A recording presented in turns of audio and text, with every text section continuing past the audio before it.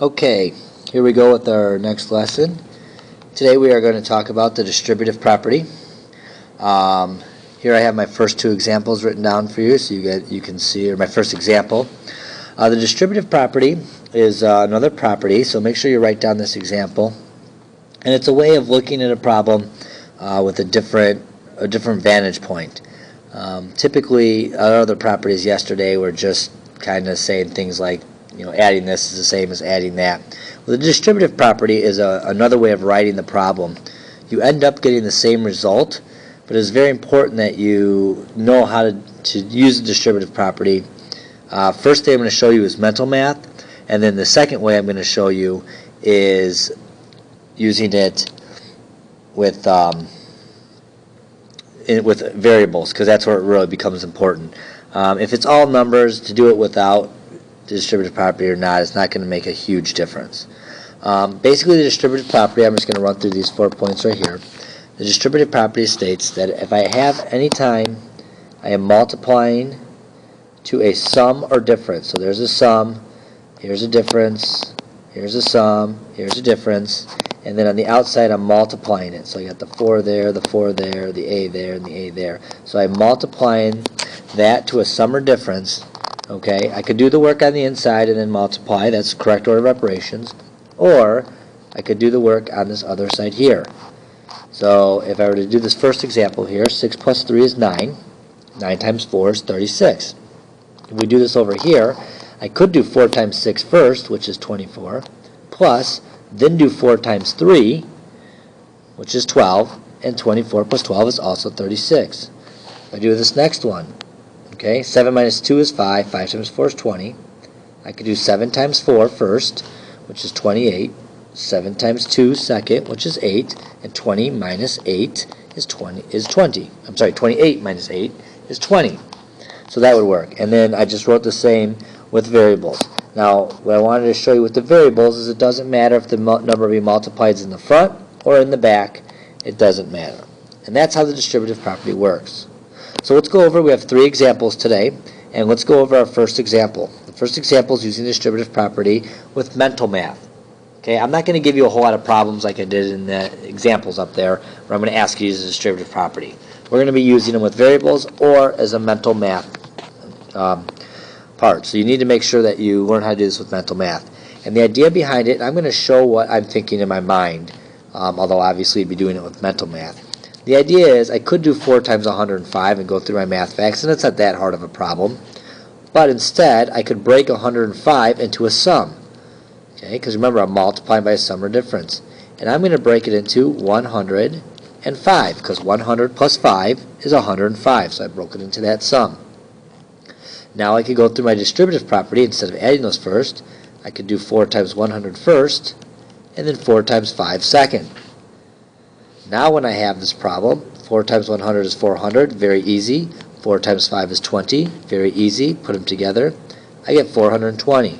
So I could use that philosophy to do this in my head. So I'd say, okay, 4 times 100 is 400, 4 times 5 is 20, 400 plus 20, 420.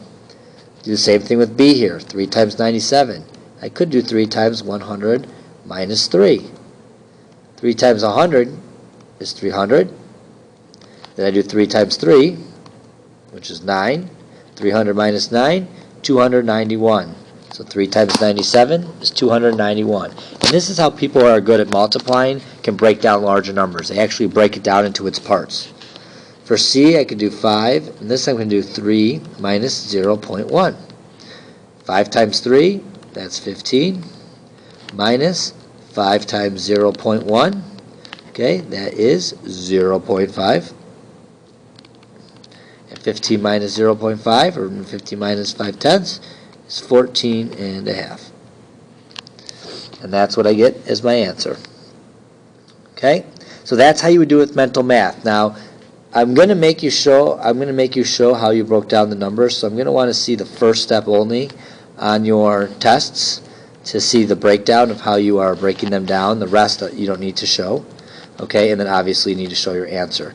So as far as steps are shown, you need to show the first step and then obviously the answer. The middle step, I just want to see the thought process I'm going through. But I do want to see how you're breaking down the numbers so I can see inside your mind a little bit. Okay, I'm going to go to the next page now, so if you need to pause, go ahead and pause, and then flip to the next page. Alright, in the next page we have two examples. So the first example I want to do is example 2, which is writing equivalent variable expressions. And this is where the distributive property comes in handy. Because if you remember yesterday in class, I mentioned that you cannot add or subtract with variables that are involved. Okay? So if there's variables, I can't do 10 minus r, so I can't solve that problem. So in order to do this problem, I would have to use the distributive property. So the first thing I need to do in the distributive property then is distribute the 9. And I always like to put little arrows. I never grade the little arrows, but they're always good to put there to remind you what to do. Okay? 9 times 10 minus 9 times r. Okay, so I'm distributing the 9 to the 10, and I'm distributing the 9 to the r. I'm multiplying it to each part. 9 times 10 is 90, minus 9 times r is 9r. You don't put any symbol in between, you just write 9r. You cannot subtract those, and that is your final answer.